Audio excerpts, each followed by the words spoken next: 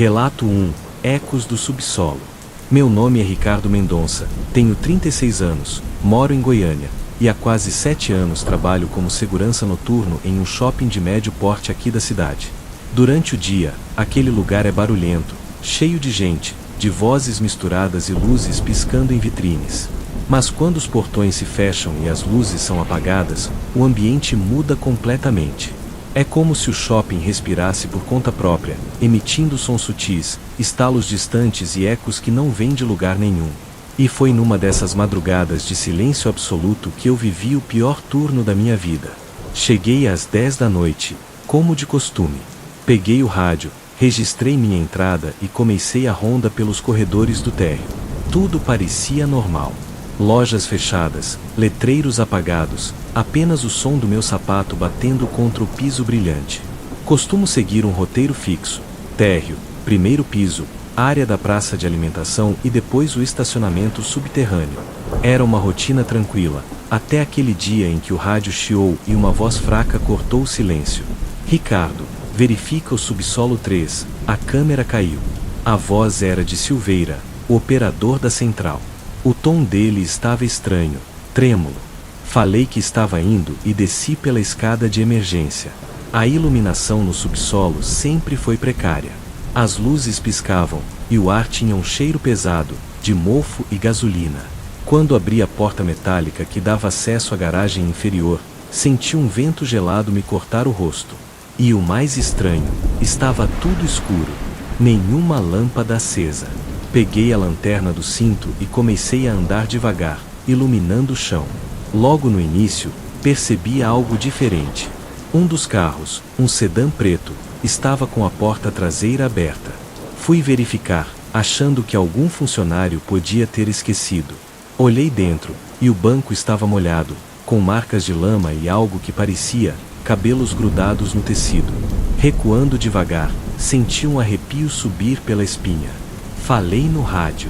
Silveira, câmera do subsolo 3 ainda fora? Tá sim, Ricardo. Mas, você não ouviu? Ouvi o quê? O som de alguém batendo. Fiquei em silêncio. E então escutei 3 batidas lentas e espaçadas, ecoando pelo concreto. Toque, toque, toque. O som vinha da direção oposta, perto do elevador de carga. Segui devagar, mantendo a lanterna firme.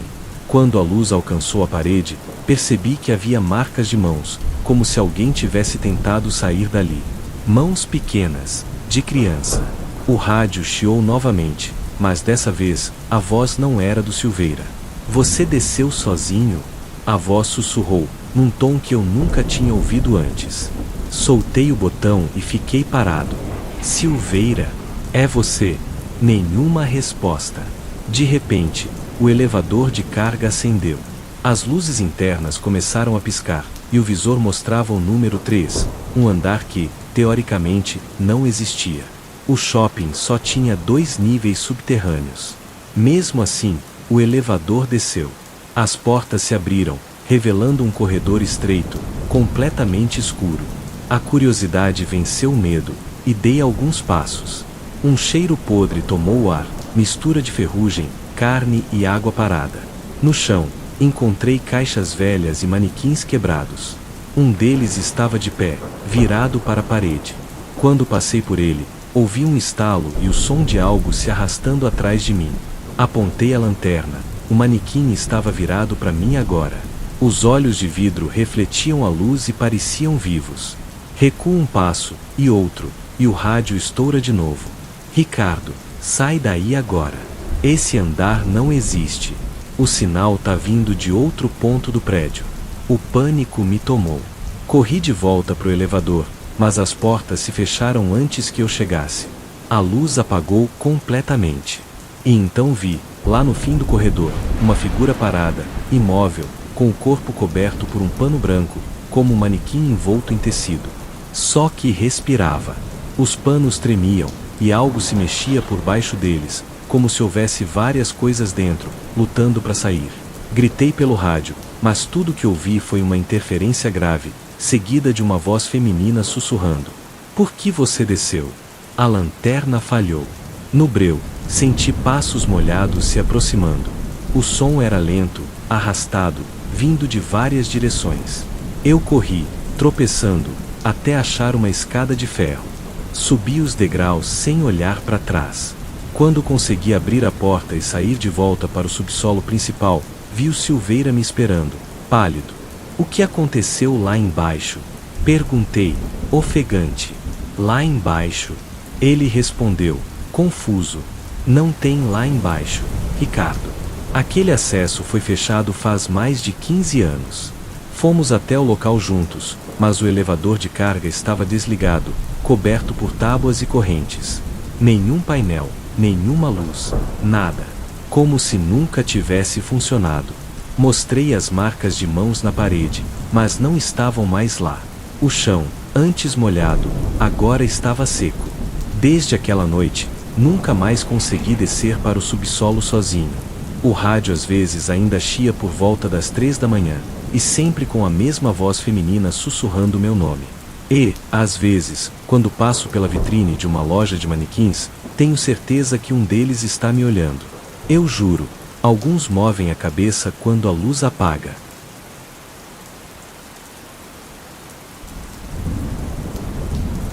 Relato 2. Noite na casa dos avós.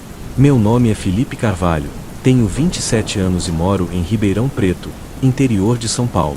Quando criança, sempre passei férias na casa dos meus avós, uma construção antiga no interior, cercada por matas e com um riacho nos fundos. Durante o dia, tudo parecia mágico. Pássaros cantando, cheiro de bolo saindo da cozinha, o som da água correndo. Mas quando o sol se punha, aquela casa revelava um lado que ninguém comentava, algo que só se percebia na penumbra e no silêncio profundo da noite. Eu chegava sempre no final da tarde, carregando minha mochila, sendo recebido pelo cheiro de lenha queimando na lareira e pelo som da minha avó assobiando na cozinha. Minha rotina era simples: jantar cedo, ajudar a lavar a louça, brincar com os primos e depois dormir no quarto de hóspedes do segundo andar. Mas uma vez, tudo mudou. Era uma sexta-feira de julho.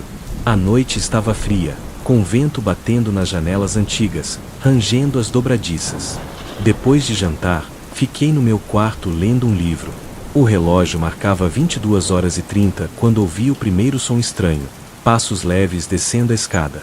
Achei que fosse minha avó ou algum primo indo buscar água ou usar o banheiro, mas os passos continuaram. Lentamente, eles pararam embaixo da porta do meu quarto. Quem é? Perguntei, tentando não deixar a voz tremer. Silêncio absoluto. Nenhum murmúrio, nenhum movimento. Apenas aquele ar pesado, como se alguém estivesse respirando de forma pausada, observando cada gesto meu. Levantei-me, olhei pelo corredor. Tudo estava escuro, as sombras se alongavam pelas paredes. Respirei fundo e decidi verificar. Quando abri a porta, não havia ninguém. Apenas o corredor vazio, iluminado pela luz fraca da lâmpada do hall. Voltei pro quarto, trancando a porta. Mas então ouvi o som de uma cadeira arrastando na sala de estar, seguida de um sussurro quase inaudível. Felipe. Congelado, tentei me convencer de que era minha imaginação. O vento fazia as cortinas se mexerem, as janelas rangiam, mas aquele sussurro era claro, humano, muito próximo. A sensação de ser observado me fez ir até a porta novamente. Respirei fundo e, quando olhei para a escada, vi algo que me paralisou. Uma sombra negra, alta, imóvel, parada exatamente no final do corredor. Não tinha contornos definidos, apenas a silhueta de alguém de pé, me encarando. Meu coração acelerou. Corri até o quarto dos meus avós para avisá-los. A porta estava entreaberta, mas ninguém estava lá. Estranhamente, senti um cheiro forte de terra molhada e algo mais, um odor doce, estranho, como flores murchas e mofo. Ao olhar para dentro da sala, vi a poltrona favorita do meu avô se mover levemente, como se alguém tivesse acabado de levantar. Vovô? Chamei, tremendo. Nenhuma resposta. A partir daquele momento, tudo ficou pior. Passos continuavam pelo corredor, portas batiam sozinhas, e o relógio da sala, que estava parado há anos, começou a girar sozinho, avançando rápido, até marcar 3h17. O vento frio entrou por uma fresta, e as sombras pareciam se alongar, ocupando cada canto do segundo andar. Eu queria gritar, mas a voz falhava. Decidi descer a escada e fugir pela porta da frente, mas quando alcancei o hall, percebi que a porta estava trancada. Nenhuma chave, nenhuma maçaneta funcionava. O rádio do meu celular não tinha sinal. E então eu ouvi algo que me fez gelar, uma risada baixa, infantil, ecoando de todos os cômodos ao mesmo tempo. Corri até a cozinha, tentando me trancar, mas quando olhei pelo vidro da porta dos fundos, vi uma figura pequena, encurvada, parada na varanda. Não era meu primo, não era nenhuma criança conhecida. Apenas um vulto de criança, imóvel, de cabeça baixa, como se estivesse esperando algo. Quando ergueu o rosto, não tinha traços definidos, apenas olhos negros, profundos, me olhando fixamente. Eu gritei. Corri para o quarto novamente, trancando a porta. Mas os barulhos começaram dentro do próprio quarto. Passos, arranhões na madeira do chão, sussurros repetindo meu nome. A luz da lâmpada piscava e apagava, deixando tudo imerso em completa escuridão. E no meio do silêncio absoluto, ouvi claramente o som de algo respirando bem perto da minha orelha.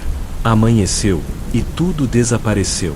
A porta destrancou sozinha, o relógio voltou ao horário normal, a poltrona estava vazia, e o corredor iluminado pelo sol parecia inofensivo. Corri para o meu carro sem olhar para trás. Nunca mais passei uma noite na casa dos meus avós sozinho. Às vezes, mesmo estando a quilômetros de distância, sinto um arrepio ao ouvir passos leves, sussurrando meu nome, ou ao ver sombras que se movem rápido demais para serem reais. Eu sei, aquela casa guarda algo que nunca deveria ter sido despertado. E algumas coisas, mesmo em silêncio absoluto, nunca nos deixam de verdade.